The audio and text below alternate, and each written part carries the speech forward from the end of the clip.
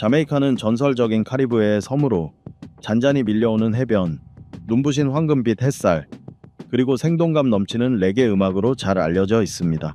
이곳은 아프리카의 영향을 받아 독특한 문화적 정체성을 지니고 있으며 데이트에서 남성은 결제할 필요가 없고 여성이 모든 비용을 부담하는 것으로도 유명합니다. 눈부신 자연미 외에도 자메이카는 종종 세계에서 가장 위험한 곳 중 하나로 경고를 받기도 합니다. 마약과 관련된 범죄가 만연하고 누드 리조트 같은 기이한 문화는 관광객들이 쉽게 믿기 어려울 정도입니다. 게다가 자메이카는 세계에서 가장 시끄러운 나라 중 하나로 음악 소음이 지나쳐 관광객들이 음악 금지를 요청하는 일까지 벌어질 정도입니다. 다음 영상에서는 자메이카가 보여주고 싶어 하지 않는 19가지를 함께 살펴보겠습니다.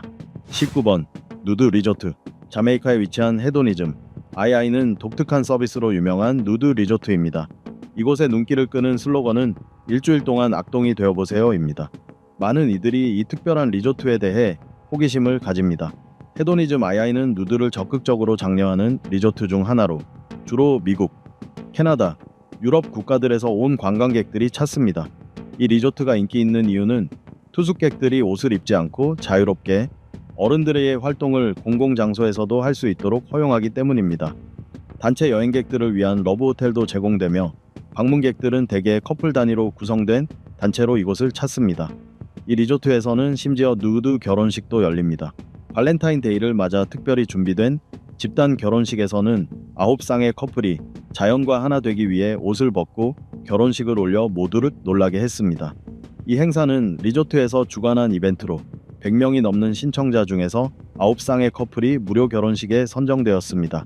물론 조건은 모든 커플이 누드여야 한다는 것이었고 이로 인해 한 쌍의 커플은 결혼식 직전에 포기하기도 했습니다. 18번 대담한 고속도로 강도. 자메이카에서 흔히 볼 수 있는 돈벌이 수단 중 하나는 거리 강도입니다. 주된 피해자는 택시 운전사와 야간 보행자들입니다. 해가 지고 어두워지면 지역 도로는 마치 야생동물이 사냥당하는 사파리처럼 변하고 수백 명의 피해 굶주린 폭력배들이 포식자의 역할을 하게 됩니다. 관광객들에게는 보안 인력 없이 이동하지 말라는 경고가 자주 주어집니다. 범인들은 보통 도로에 날카로운 못을 뿌려 차량의 타이어를 터뜨립니다. 차량이 멈추는 순간 숲속에 숨어있던 무장한 청년들이 튀어나와 피해자의 귀중품을 모두 빼앗습니다. 이 때문에 택시기사나 운송업체 직원들은 밤에는 시골 도로를 지나는 것을 극도로 꺼려하며 대개 날이 밝을 때까지 기다립니다. 만약 부득이하게 밤에 이동해야 한다면 무기를 소지하는 경우도 있습니다. 17번 여성이 식사비를 부담하는 문화. 전 세계적으로 연애와 결혼 문화는 다양하며 자메이카도 예외는 아닙니다. 자메이카에서 이상적인 남성은 꼭 돈을 많이 버는 사람일 필요는 없습니다. 실직 상태이거나 수입이 없는 것도 전혀 문제가 되지 않습니다. 현지에서는 여성이 생계를 책임지는 것을 당연하게 여기는 문화가 있습니다. 자메이카 여성들의 가장 큰 바람은 집안일을 잘하고 가사에 적극적으로 참여하는 남성을 찾는 것입니다. 최근 조사에 따르면 자메이카에서는 여성들이 남성보다 더 많이 일하며 교육 수준도 더 높습니다. 이로 인해 여성들은 사회적으로도 활발하게 활동하고 있으며 남성보다 약 20%더 높은 경제적 독립률을 보이고 있습니다. 많은 여성들이 자영업을 운영하거나 자신의 사업을 꾸려가는 경우가 흔합니다. 관광객들은 자메이카 남성들이 별다른 노력 없이 한가롭게 인생을 즐기는 모습을 자주 보게 됩니다. 놀라운 점은 이들은 이런 삶을 부끄러워하지 않고 오히려 만족스러워한다는 사실입니다. 여자친구나 아내에게 용돈을 받는 일은 그들에게 큰 기쁨이자 자부심입니다. 한 자메이카 남성과의 인터뷰에서는 현지 여성들에게 완벽한 파트너가 되기 위한 2가지 원칙이 밝혀졌습니다. 첫 번째 원칙은 외식 시 여성이 반드시 계산을 해야 한다는 것입니다. 남성은 계산서가 나올 즈음 화장실에 간척하여 자리를 피할 수 있으나 돌아와서 가격을 물어보는 일은 절대 해서는 안 됩니다. 두 번째 원칙은 집안일을 잘 해야 한다는 것으로 가사 능력이 뛰어나면 여성들에게 큰 점수를 얻을 수 있다고 합니다. 16번 잔혹한 부두교 집단. 자메이카에는 공포스러운 부두교 집단이 존재합니다. 이곳에서는 마법 의식과 각종 음모가 일상적으로 벌어지며 특별한 인형을 통해 적의 건강은 물론 생명까지도 빼앗을 수 있다고 믿습니다. 영화에서도 자주 등장하는 저주받은 인형의 모습은 실제로도 자메이카 사람들에게 익숙한 풍경입니다. 이 인형들은 희생자와 연결되기 위해 사진이나 머리카락, 피부 조각 같은 물건을 함께 사용합니다. 그렇게 연결된 인형에 주문을 걸면 인형에 가해진 행위가 실제 인물에게 그대로 전달된다고 믿습니다. 부두교 수행자들은 이 인형에 바늘을 꽂는 등 해로운 행동을 하여 대상에게 병과 불운, 각종 재앙을 보내고 결국 죽음에 이르게 한다고 합니다. 15번. 증가하는 마약 밀매. 미국 마약 단속국에 따르면 최근 몇 년 사이 카리브해를 통한 마약 밀매가 5배나 증가한 것으로 보고되었습니다. 미국 법무부는 매년 약 100톤에 달하는 마약이 카리브해를 거쳐 미국으로 유입된다고 밝혔습니다. 이 중 상당량이 자메이카를 통과하며 자메이카는 오랫동안 마약 밀매 조직의 중간 경유지로 이용되어 왔습니다. 자메이카 경찰은 끊임없이 마약 밀매범들을 체포하고 있지만 아직 이 범죄를 완전히 통제하지는 못하고 있습니다. 예를 들어 2023년 8월 자메이카 경찰은 해상 운송을 위해 준비된 컨테이너에서 무려 450kg의 불법 물질을 발견했습니다. 또 2022년 12월에는 섬 남쪽 해역을 지나던 선박에서 자메이카 사상 최대 규모인 1868kg의 마약이 적발되기도 했습니다. 카리브해의 광활한 지형과 수많은 섬, 복잡한 수로는 마약 밀매 조직이 움직이고 은신하기에 매우 적합한 환경입니다. 이들 범죄 조직은 촘촘한 연결망을 갖추고 있으며 불법 활동을 숨기기 위해 점점 더 정교한 수법을 사용하고 있습니다. 미국과 주변 국가들의 높은 마약 수요는 이 같은 불법 거래를 더욱 부추기고 있는 실정입니다. 14번. 반판 성소수자 정서. 자메이카에서 성소수자, 특히 남성 동성애자들의 권리는 심각한 법적 사회적 문제에 직면해 있습니다. 일반 시민들과 달리 이들은 단지 성적 지향만으로도 큰 차별을 겪습니다. 남성 간의 동성애 행위는 법적으로 종신형에 처해질 수 있습니다. 일부 인권단체들은 자메이카를 세계에서 가장 동성애 혐오가 심한 나라 중 하나로 지적해 왔습니다. 실제로 성소수자를 대상으로 한 폭력 범죄가 매우 높습니다. 미국 국무부는 2012년 보고서에서 자메이카 전역에 동성애 혐오가 광범위하게 퍼져 있다고 명시하기도 했습니다. 현재에도 자메이카의 성소수자 커뮤니티는 강한 비난과 사회적 배척을 받고 있습니다. 여러분은 이에 대해 어떻게 생각하시나요? 댓글로 여러분의 의견을 들려주세요. 13번. 뱀으로부터의 안전. 혹시 뱀을 무서워하시는 분 계신가요? 댓글로 남겨주세요. 만약 그렇다면 자메이카는 한 번쯤 방문해볼 만한 곳입니다. 울창한 숲과 해변이 많은 이 나라에는 놀랍게도 뱀이 거의 없습니다. 자메이카는 고온다습한 열대기후로 뱀이 서식하기에 좋은 환경처럼 보이지만 1812년에 도입된 몽구스가 뱀 개체수를 급격히 줄였습니다. 당시 자메이카는 사탕수수 농장의 쥐를 퇴치하기 위해 몽구스를 들여왔는데 이들이 예상치 못하게 토종뱀을 위협하게 된 것입니다. 또한 주거지 개발과 농업 확장으로 인해 뱀의 서식지도 줄어들었습니다. 그 결과 자메이카에서는 뱀을 마주치는 일이 매우 드뭅니다. 더욱이 자메이카에 서식하는 모든 토종뱀은 독이 없기 때문에 관광객들도 뱀 물림에 대해 크게 걱정할 필요는 없습니다. 12번. 장례식에서 펼쳐지는 열정적인 9일 밤의 춤. 자메이카는 다채로운 색채와 독특한 전통 문화로 많은 관광객들의 발길을 끄는 나라입니다. 특히 장례식에서 펼쳐지는 9일 밤 춤, 의식은 자메이카만의 독특한 문화로 잘 알려져 있습니다. 자메이카 사람들은 조상의 영혼을 불러내고 살아있는 이들에게 필요한 메시지를 전달하기 위해 장례 의식 중 노래와 춤을 중요하게 여깁니다. 비록 전통적인 장례 문화는 점점 사라지고 있지만 9일 밤 의식은 여전히 많은 지역에서 이어지고 있습니다. 장례 기간 동안 유족들은 친구와 친척들을 초대해 9일 동안 밤을 새우며 고인을 기리고 축하합니다. 이 기간 동안 사람들은 함께 음식을 나누고 춤을 추며 고인의 삶을 기념합니다. 의식은 매장 다음 날인 9번째 밤에 마무리됩니다. 이 의식은 모든 사람에게 2개의 두피 또는 영혼이 있다고 믿는 자메이카의 전통신앙에 기반하고 있습니다. 사람이 죽으면 한 영혼은 천국으로 올라가고 다른 하나는 지상에 남는다고 합니다. 남겨진 영혼은 선할 수도 있지만 해로울 수도 있기 때문에 살아있는 이들은 영혼이 떠나기 전까지 위로하고 달래기 위해 이 같은 의식을 행하는 것입니다. 11번. 해적의 난동. 자메이카에 위치한 포트 로열은 17세기 당시 카리브해에서 가장 분주하고 활기찼던 도시 중 하나였습니다. 이곳은 사치와 방탕, 그리고 해적 활동이 난무했던 탓에 해적의 천국, 혹은 신세계의 소돔이라 불리기도 했습니다. 16세기의 포트로열은 악명 높은 해적 헨리 목건과 같은 인물들이 거점으로 삼기에 이상적인 장소였습니다. 주요 무역로와 가까운 지리적 이점 덕분에 해적들은 이곳에서 약탈을 일삼으며 막대한 부를 쌓을 수 있었습니다. 도시는 무법자들의 은신처가 되었고 방탕한 유흥과 잔혹한 노예 무역으로 악명이 자자했습니다. 포트로열의 부와 혼란은 수많은 해적들을 끌어들였고 이곳은 세계에서 가장 위험한 도시 중 하나로 알려지게 되었습니다. 잔혹함으로 유명했던 해적들이지만 동시에 그들은 포트로열을 방어하는 데도 중요한 역할을 했습니다. 외부의 침략으로부터 도시를 지키기 위한 전쟁에 참여하면서 일시적으로는 번영을 이루는 데 기여하기도 했습니다. 하지만 포트로열의 영광은 오래가지 않았습니다.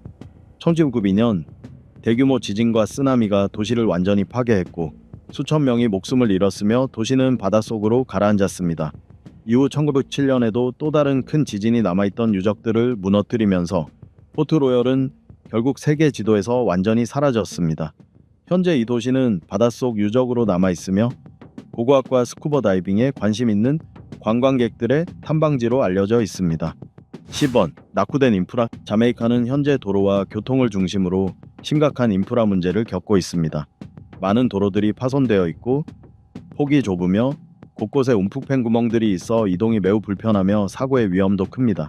특히 지형에 익숙하지 않은 관광객에게는 큰 장애가 됩니다.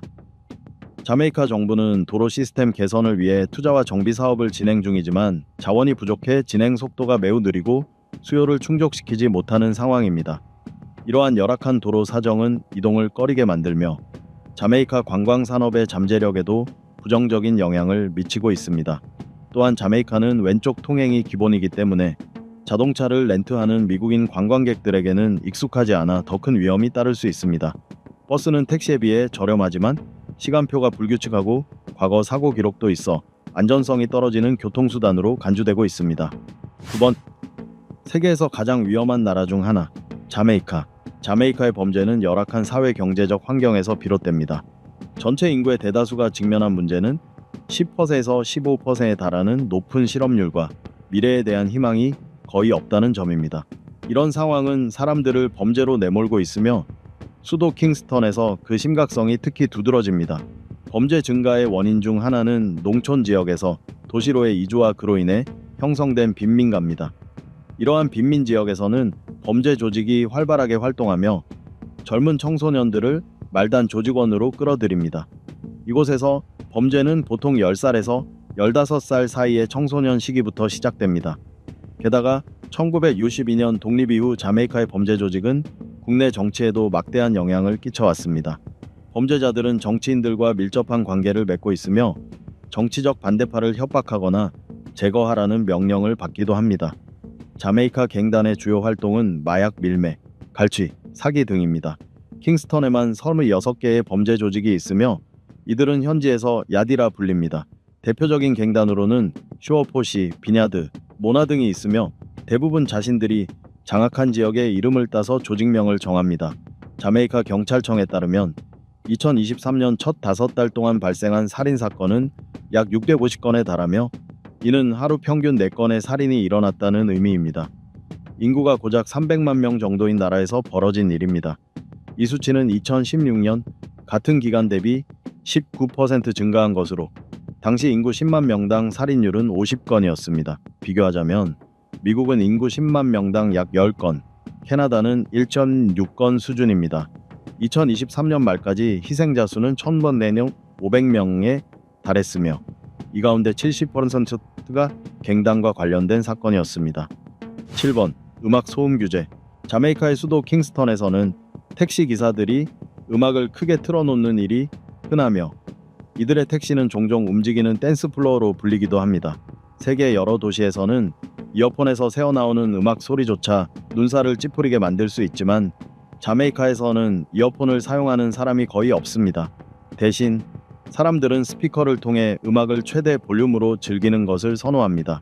그러나 최근 들어 밤새 쏟아지는 음악 소리에 잠을 잘 수 없다는 관광객들의 불만이 잇따르자 자메이카 정부는 새벽 2시 이후 음악을 금지하는 규제를 시행하기 시작했습니다. 사실 자메이카에서 음악을 통제하려는 시도는 이번이 처음이 아닙니다. 스페인과 영국의 식민 지배 시기에도 당국은 농촌 지역에서 음악을 금지한 바 있습니다. 이는 당시 노예들이 북소리를 이용해 서로 소통하거나 반란을 모의할 수 있다는 우려 때문이었습니다. 1962년 독립 후 50년이 지난 현재 음악은 자메이카 문화와 사회의 핵심적인 요소로 자리 잡았습니다. 특히 가난한 사람들에게 음악은 빈곤으로부터 벗어날 수 있는 정신적 탈출구 역할을 합니다. 음악은 자메이카 정치에도 중요한 위치를 차지하고 있습니다. 독립 이후 여러 선거에서 정치인들은 유권자들에게 메시지를 전달하기 위해 노래를 활용했으며 직접 가사를 쓰는 경우도 있었습니다. 6번. 풍부한 자메이카 요리. 아키와 소금 생선 요리는 자메이카의 국가대표 음식으로 이 나라만의 독특한 요리 문화와 정체성을 상징합니다. 이 요리는 부드러운 아키의 풍미, 짭조름한 소금 생선의 맛, 그리고 자메이카 특유의 향신료가 어우러져 자메이카를 찾는 이들의 입맛을 사로잡습니다. 아키는 서아프리카에서 유래된 과일로 노예 무역 시기 자메이카로 전해졌습니다. 소금 생선은 유럽에서 도입되었으며 뛰어난 보존력 덕분에 중요한 식량 자원이 되었습니다. 이 두 재료가 만나 탄생한 요리가 바로 아키와 소금 생선이며 이 음식은 18세기부터 자메이카에서 사랑받아 왔습니다. 아키는 독특한 맛을 지닌 과일로 익지 않았을 때는 독성이 있어 매우 위험합니다. 하지만 잘 익은 아키는 노란색 과육이 부드럽고 고소한 맛을 내며 종종 스크램블 에그와 비교되기도 합니다. 아키를 요리할 때는 독소를 완전히 제거하는 섬세한 손질이 필요합니다. 보통 아키와 소금 생선은 아키를 소금 생선, 양파, 피망, 그리고 자메이카 향신료와 함께 삶거나 볶아 만들어집니다. 완성된 요리는 빵, 튀긴 플랜틴 혹은 밥과 함께 곁들여 먹는 것이 일반적입니다. 이 음식은 짭짤하고 풍부하며 매콤한 맛이 조화를 이루고 자메이카 특유의 향신료가 더해져 매우 매력적인 풍미를 자아냅니다. 아키와 소금 생선은 단순한 전통 요리를 넘어 자메이카 요리의 정수를 보여주는 동시에 다양한 문화의 융합을 상징하는 음식으로 자메이카인들의 고유한 정체성을 반영합니다. 아키와 소금 생선 외에도 자메이카 요리에는 다양한 매력을 지닌 음식들이 있습니다. 대표적으로 저크 치킨, 커리 염소고기 또는 양고기, 그리고 바미빵이 있습니다. 각각의 요리는 자메이카 특유의 풍미를 잘 보여주며 이 나라 요리의 다양성과 풍성함을 잘 나타내줍니다. 5번. 세계 최고의 컵. 자메이카는 세계에서 가장 훌륭하고 희귀하며 값비싼 커피 중 하나인 블루 마운틴 커피의 본고장입니다. 블루 마운틴이라는 이름은 커피 재배지인 블루 마운틴 산맥에서 유래했으며 이곳은 유네스코 세계유산으로도 지정되어 있습니다. 해발 2000m가 넘는 이 지역은 시원한 기후와 짙은 안개, 풍부한 강수량 덕분에 고품질 아라비카 원두를 재배하기에 이상적인 환경을 갖추고 있습니다. 블루 마운틴 커피는 독특하고 섬세한 풍미 덕분에 커피의 여왕으로 불립니다. 이 커피는 진하면서도 부드러운 맛, 그리고 꽃향기와 잘 익은 과일, 다크 초콜릿을 연상시키는 달콤한 여운이 어우러져 잊을 수 없는 커피 경험을 선사합니다. 이 지역의 특별한 지형과 기후 조건 때문에 블루 마운틴 커피의 연간 생산량은 약 1만 자루에 불과하며 이는 전 세계 아라비카 커피 생산량의 1%도 되지 않습니다. 이로 인해 블루 마운틴 커피는 매우 희귀하고 다른 커피에 비해 훨씬 높은 가격으로 거래됩니다. 또한 블루 마운틴 커피의 수확은 가파른 지형과 짙은 안개 때문에 쉽지 않습니다. 대부분의 커피는 숙련된 채취자들이 손으로 직접 수확하여 원두의 품질과 풍미를 최대한 보존하고 있습니다. 블루 마운틴 커피는 단순한 음료를 넘어 자메이카인들의 자부심이기도 합니다. 탁월한 품질, 독특한 맛, 그리고 희소성 덕분에 이 커피는 전 세계 커피 애호가들 사이에서 고급 선물로 각광받고 있습니다. 혹시 여러분도 이 커피를 즐겨 드시나요? 여러분의 생각을 댓글로 나눠주세요. 4번. 세계에서 가장 많은 럼. 자메이카를 이야기할 때 럼을 빼놓을 수는 없습니다. 럼은 이 섬의 역사와 문화에 깊이 뿌리내린 술로 자메이카는 세계에서 면적 대비 럼바의 수가 가장 많은 나라로 잘 알려져 있습니다. 이 수치는 자메이카가 카리브해 럼 산업에서 차지하는 영향력을 단적으로 보여줍니다. 자메이카에서 럼 생산이 시작된 것은 17세기로 거슬러 올라갑니다. 당시 사탕수수 농장에서는 당미를 증류해 럼을 만들기 시작했으며 자메이카는 세계 최초로 럼을 생산하고 수출한 지역으로 해적의 시대보다도 앞섰습니다. 시간이 흐르며 럼은 자메이카의 국민 술로 자리 잡았고 현지인뿐만 아니라 관광객에게도 큰 사랑을 받고 있습니다. 자메이카인들은 축제 때나 친구들과의 모임, 혹은 긴 하루를 마친 후 휴식을 취할 때 럼 한 잔을 즐겨 마십니다. 자메이카에는 세계에서 가장 비싼 럼도 있습니다. 바로 애플턴 에스테이트 50년 숙성 자메이카 럼입니다. 이 럼은 미국산 오크통에서 무려 50년 동안 숙성되어 매우 복합적이고 세련된 맛을 자랑하며 가격 또한 상당히 높습니다.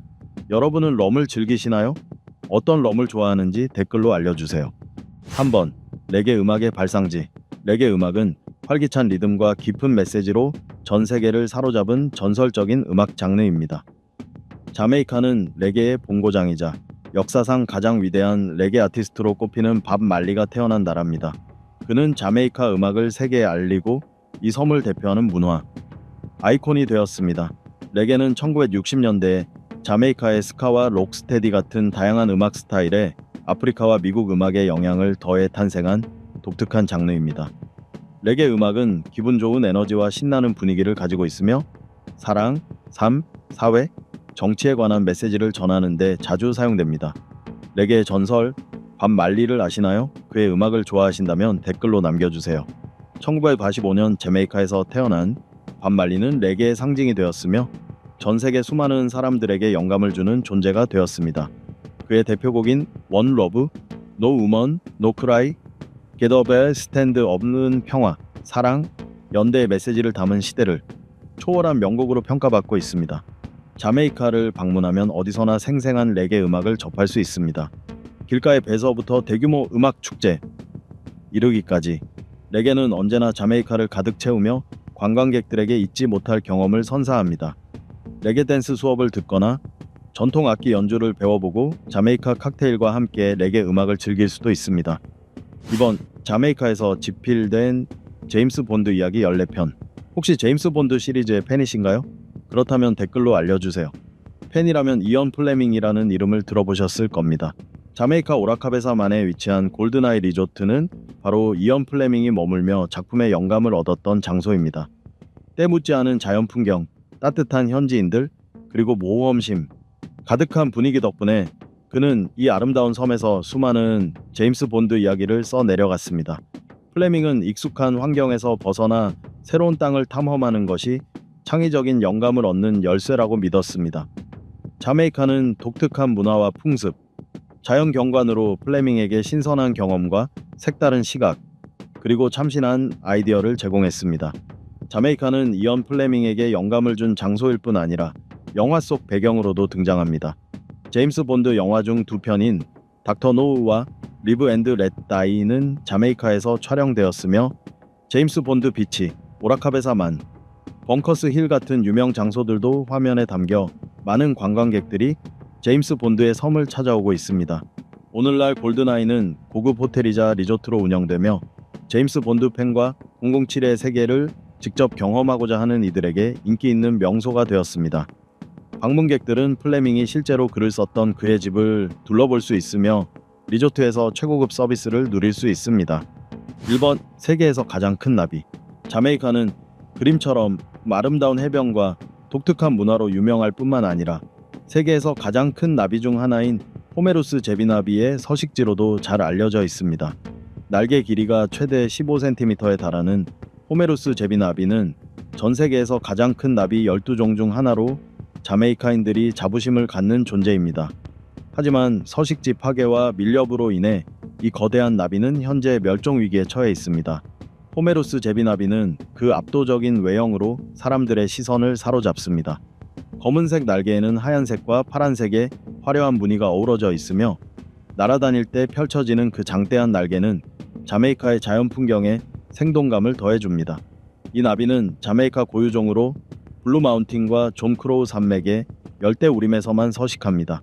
식물의 수분을 돕고 지역 생태계의 생물 다양성을 유지하는 데 중요한 역할을 하죠.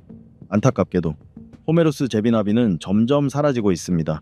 농업 확장과 광물 채굴로 인한 산림 벌채로 서식지가 크게 줄어들었으며 장식품이나 표본 수집을 위한 밀렵 또한 그 수를 급격히 감소시키는 원인이 되고 있습니다. 여러분은 이 나비에 대해 어떻게 생각하시나요? 아래 댓글로 의견을 남겨주세요. 지금까지 자메이카가 감추고 싶어 할지도 모르는 19가지 이야기들을 살펴봤습니다. 여러분은 이 나라, 그리고 오늘 소개한 내용에 대해 어떻게 생각하시나요? 혹시 자메이카를 직접 여행해 본 적이 있으신가요? 댓글로 여러분의 경험을 공유해 주세요. 영상을 시청해 주셔서 감사합니다. 좋아요와 공유, 그리고 구독을 눌러주시면 최신 영상들을 빠르게 만나보실 수 있습니다.